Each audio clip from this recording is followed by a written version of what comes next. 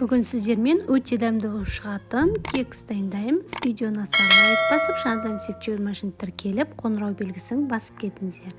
200 грамм қантқа 2 жұмыртқамызды салып, жақсылап миксерлеп аламыз. Толық құрамын видеоның астында жазып қалдырамын.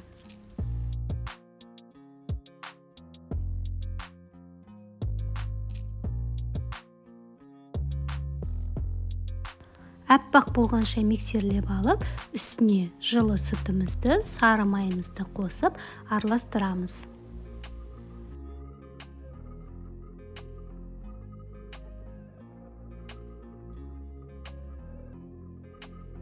Алдын ала илегіштен ұнымызды, қопсытқышымызды өткізіп дайындап аламыз. Және де ұнымызды 2 бөліп қосып миксерлейміз.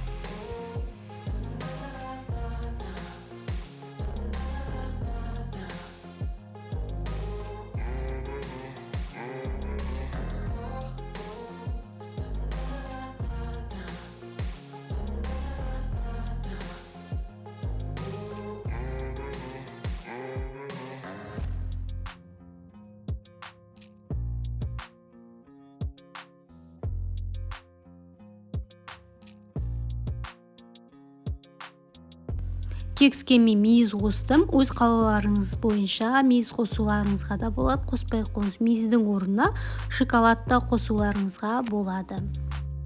Силиконовый формамызға кексімізді құйып шығып, 180 градуста қызып тұрған пеште 30-35 минутта пісіріп аламыз. Кексіміз өте дәмді болып шығады.